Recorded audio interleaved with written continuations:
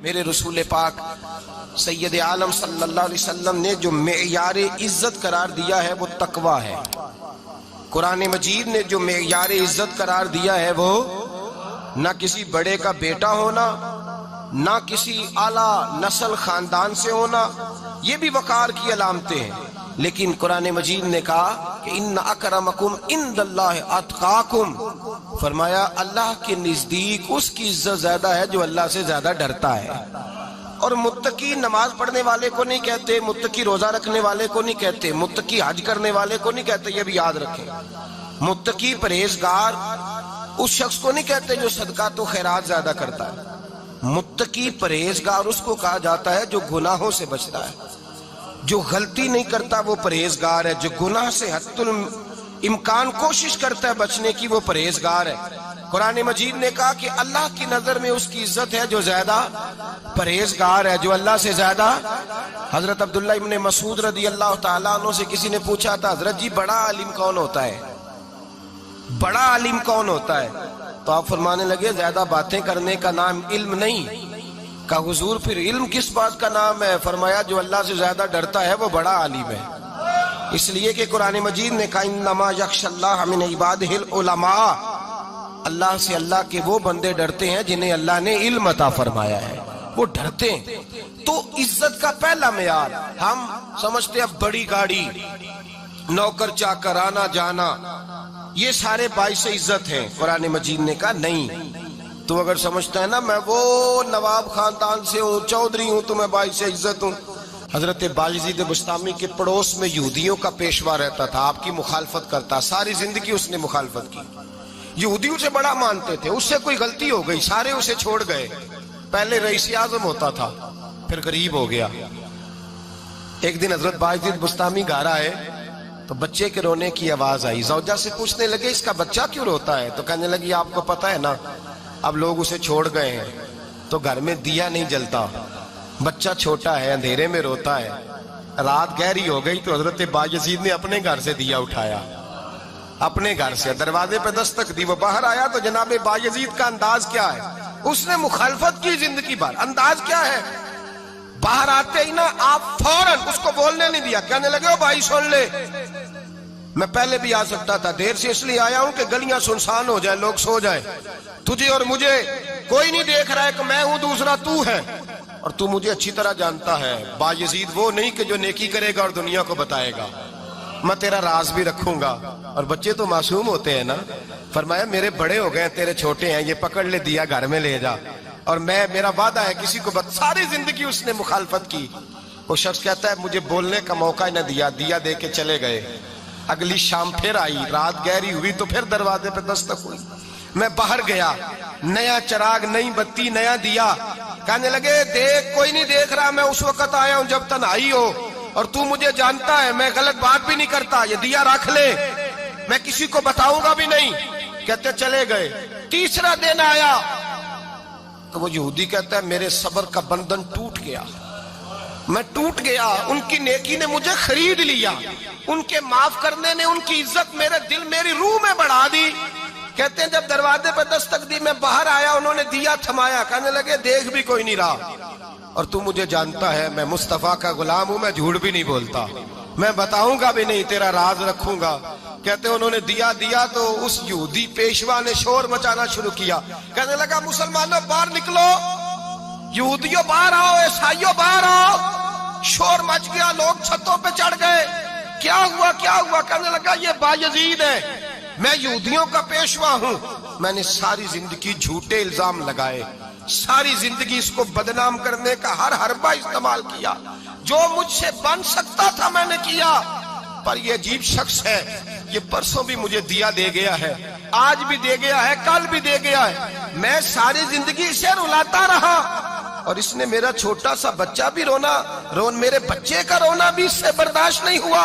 میں تم سب کو گواہ بنا کے کہتا ہوں میں جھوٹا ہوں، بایزید سچے ہیں، ان کا مذہب بھی سچا ہے، قرآن بھی سچا ہے، اسلام بھی سچا ہے، اور جس مصطفیٰ کا یہ کلمہ پڑھتے ہیں وہ محبوب بھی بڑا سچا ہے، یہ سچے دین کے ماننے والے ہیں. کہنے لگے میں تمہیں گواہ بنا کے مصطفیٰ کا کلمہ پڑھتا ہوں اور تمہیں بتاتا ہوں کہ آؤ سارے در رسول پہ جھک جائے. بھائی یاد رکھیں، سمجھیں، غور کریں، عزت درگزر سے، اب اس پر میں زیادہ بات نہیں کر سکتا، عزت درگزر سے ملے گی۔ ایک تو آپ کو عزت عاجزی سے ملے گی، تقوی سے ملے گی، عزت درگزر سے ملے گی، عزت قناعت سے ملے گی، عزت کم بولنے سے ملے گی۔ اور اگر زیادہ عزت لینی ہے اور عزت اتنی لینی ہے کہ چھا جاؤ دنیا میں، اگر چھا جانے کا شوق ہو نا تو پھر رب فرماتا ہے میرے مصطفیٰ کی غلامی کر لو، پھر میرے نبی کے ہو جاؤ۔ قل ان کنتم تحبون اللہ فاتبعونی یحببکم اللہ، فرمایا تم میرے نبی کے ہو جاؤ، دنیا بھی تمہاری اور دنیا بنانے والا خدا بھی تمہارا ہو جائے گا۔ تم میرے غلامی مصطفیٰ میں عزت ہے، رسول اللہ کی نوکری میں، اور قسم اللہ کی بڑی عزت ہے، بڑی عزت ہے، بڑا وقار ہے، بڑا پیار ہے، بڑا حسن ہے، بڑی رعنائی ہے، بڑا ٹھہراؤ ہے۔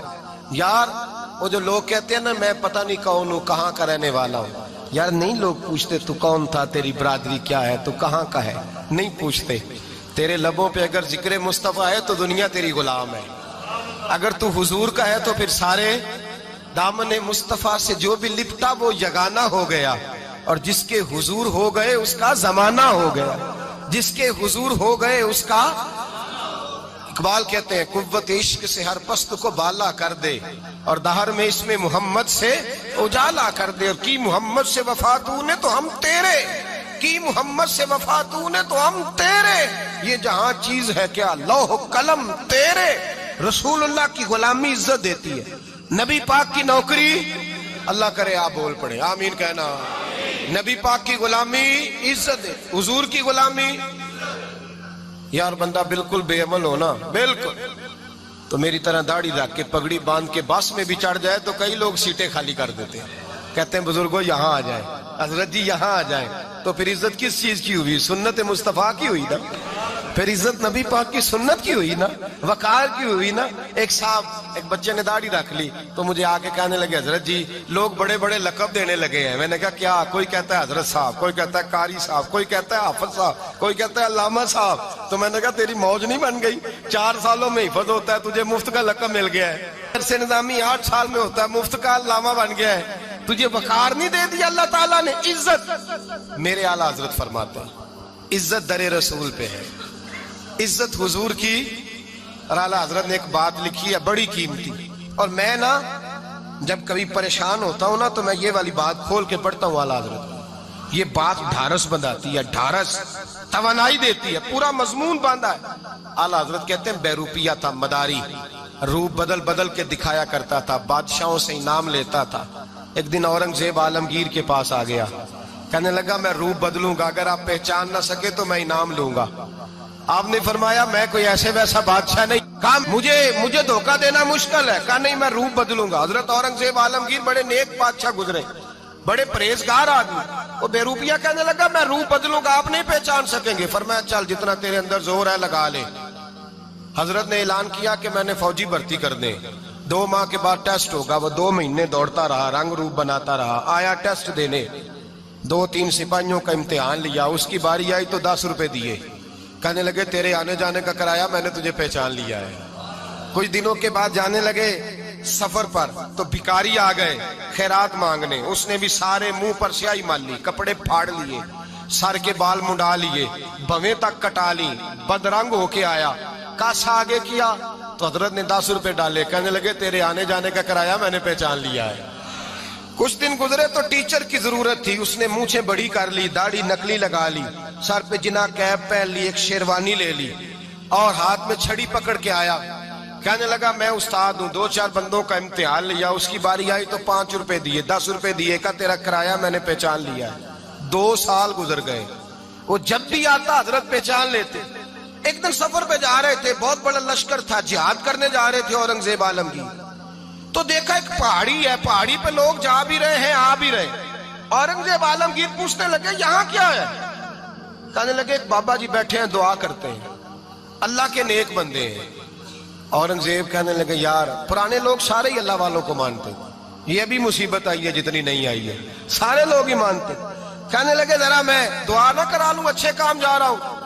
اورنگزیب بادشاہ تھے، بادشاہ لوگ نازک مزاج ہوتے ہیں، گھوڑے سے اترے، بڑی مشکل سے پہاڑی پہ چڑھے، اوپر گئے تو لائن لگی ہے، بابا جی غار میں بیٹھے، کہنے لگے میں نے ملنا ہے، میں اورنگزیب ہوں۔ انہوں نے کہا ہمارا بابا اس طرح کا پیر نہیں کہ امیر آئے تو رنگ اور ہو، غریب آئے تو اور ہو، یہاں اگر ملنا ہے تو لائن میں لگ جاؤ، سب ایک جیسے۔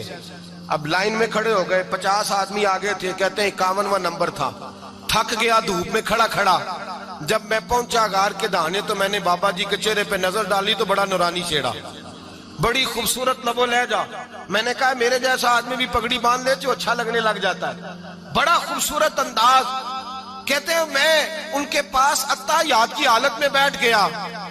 میں نے کہا حضور میں جا رہا ہوں جہاد کرنے، دعا کرنا۔ بزرگوں نے ہاتھ اٹھائے، اللہ اس کی مدد فرما، دین کو غلبہ عطا فرما، اسے دین کا سچا پکا سپاہی بنا۔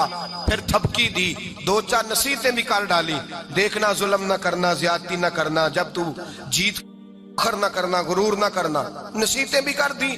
کہتے ہیں اب جب میں اٹھا تو 2-4 دینار بطور نذرانہ مصلے کے نیچے رکھے، اور الٹے قدم جب میں غار سے اترا انہوں نے رومال جھاڑا اور اٹھ کے کھڑے ہو گئے، کہنے لگے آج نہیں تو نے پہچانا، آج نہیں تو نے پہچانا، میرا انعام بنتا ہے، آج نہیں پہچانا، لا پیسے۔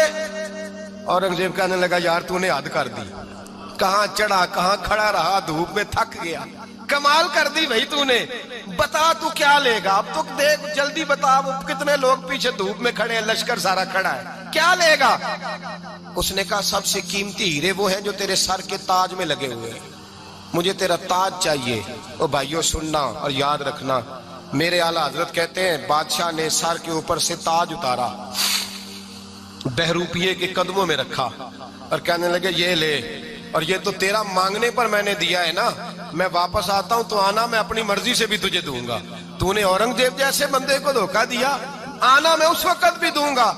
وہ دے کر بس بات ختم ہو گئی، حد ہو گئی، دے کر کہتے ہیں جب میں پلٹا نا واپس، بہروپیے نے آواز دی بادشاہ ٹھہر جا، تو میں نے پلٹ کے دیکھا تو کہنے لگے یہ اپنا تاج لے جا، اٹھا اور لے جا۔